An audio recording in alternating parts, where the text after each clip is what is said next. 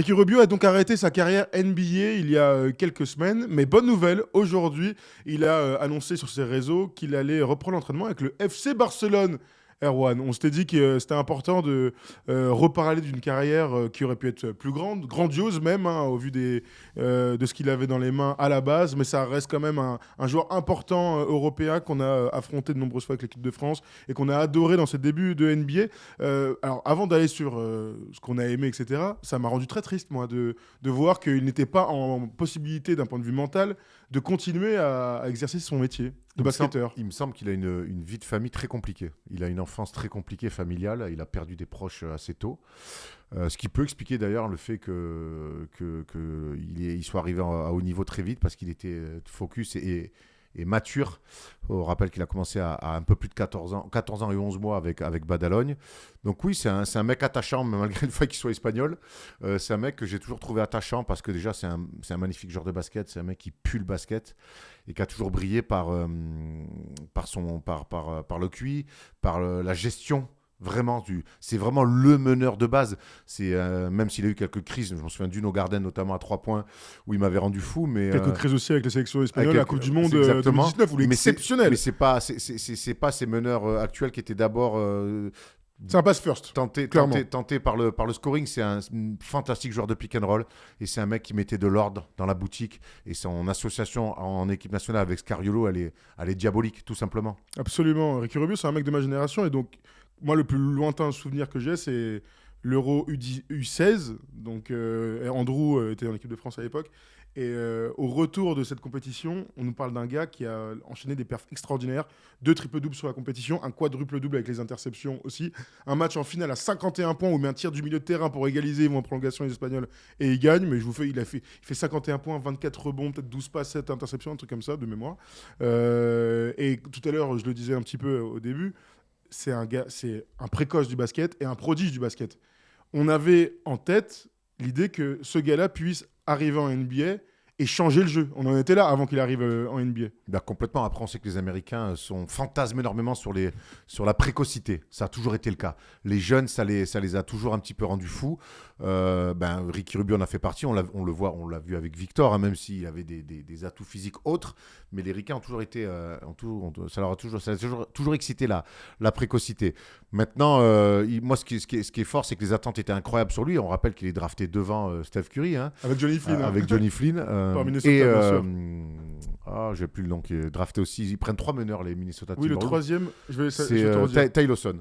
Oui, c'est Ty Lawson. C'est Ty Lawson. Qui jouera jamais à Minnesota, mais et c'est que, fait, mine de rien, il y avait des attentes énormes autour de lui. Il n'a pas répondu à tout. Sur sa carrière. Mais en tout cas, il a assuré. Il n'y a pas un mec... Il n'y a pas une équipe, je pense, qui dira là où Ricky Rubio est passé en disant « Oh non, c'était naze. Oh non, c'était nul. » Il n'a pas répondu aux attentes. On se souviendra aussi qu'il remet de l'ordre à Phoenix avec Devin Booker, qu'on se projette que les Suns commencent à mettre des briques et que finalement, après, ils peuvent faire le coup avec Chris Paul, donc ils le trade, mais qui fait une très belle année, sa meilleure année au point d'ailleurs, à plus de 13 points avec les Suns.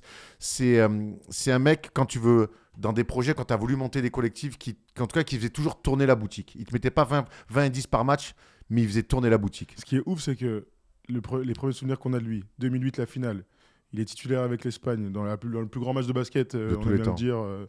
Basket FIBA. Il est face à Jason Kidd en 2008. Normal. Et qui met ce move là au milieu, sur un hands, là, il passe au milieu. On fait, oh, putain, il a 16 ans le mec, incroyable. Enfin non, il a 18 ans, il a 17 ans à l'époque.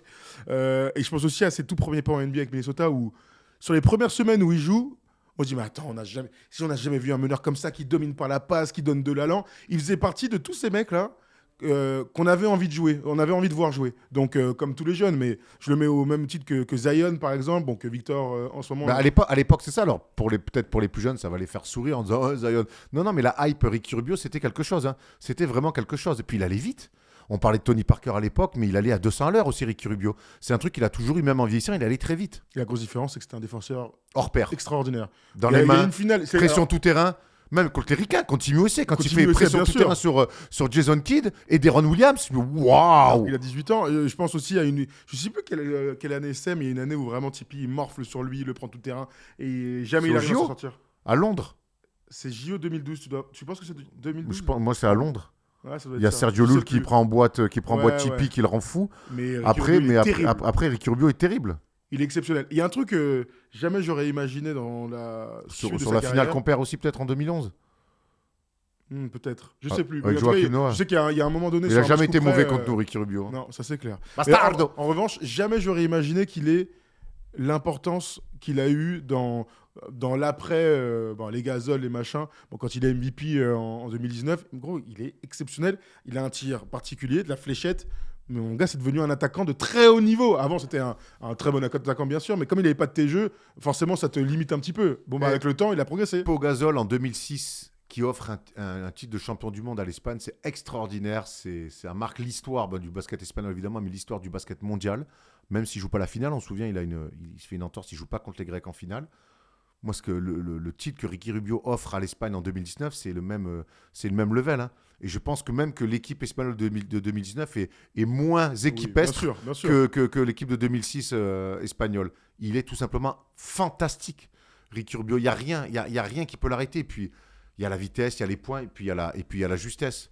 La justesse qui est complètement folle. Donc, non, Ricky Rubio, moi, ça m'a fait de la peine. Et pour prendre le contre-pied de ça, c'est que je suis content de me dire qu'il se rentraîne avec Barcelone et que peut-être on pourra le voir encore une année ou deux avec le Barça, parce qu'il n'est pas si vieux que ça. Non, il a 33 ans. Attends, je cherche la télécommande là, pendant ce temps-là. Si vous l'avez, les gars, en régie. Ah, Oulou, tu peux te la passer, merci. Ouais, je te rejoins complètement parce que quand j'ai vu l'annonce avec les Cavs, on aimait bien l'idée, etc. Attends, je vais la remettre. On est les aléas du direct, on adore. C'est peut-être vous, ça. Votre laptop a été déconnecté de votre. C'est vous, les gars, en régie, si vous pouvez nous le remettre. Vous êtes les meilleurs, si vous y arrivez. Des Spot of the Wives Dans l'angle. Ah, bah très bien, voilà, regarde, Linette Scavo, tout ça. Là. Gabriel Gabriel Solis. Solis. J'ai oublié, je perds la boule, mais c'est pas grave. Du coup, Ricky Rubio, ouais, la bonne nouvelle, du coup, c'est qu'il va rejouer au basket et qu'on pourrait l'imaginer bien terminé comme d'autres avant lui avec le FC Barcelone. Je suis quand même triste de ne pas le voir avec les Cavs parce que des meneurs passeurs comme ça fait toujours du bien en deuxième ou en troisième meneur en NBA. Mais tu as raison de l'imaginer revenir. Là, il a dit qu'il revenait, mais sans contrat. Juste, il prenait. Il revient à la maison. Voilà. Enfant de Badalone, donc Tout à fait. banlieue de Barcelone. Après, il part logiquement avec le FC Barcelone où il est champion d'Europe à Bercy au Final Four. Où Juan Cannavaro d'ailleurs est MVP. Il fait pas d'ailleurs un super Final Four. J'y étais, moi, il m'avait un peu déçu. C'est la première fois que je le voyais jouer en vrai. Mais bon, on voyait déjà qu'il allait à 300 à l'heure. Je regarde, il y a un commentaire. N'oubliez pas que Gabriel Solis c'était la femme de Tony Parker. Never forget. Pour les plus jeunes, là c'était la classe. Le cousin Balin. Bon, bravo, alors là, ouais, ça s'en fout sur la totalité. Bon, écoute, en tout cas, Ricky Rubio, on verra s'il reprend le basket. On verra si on le reverra en Euroleague. Ce serait un plaisir, en tout cas, de.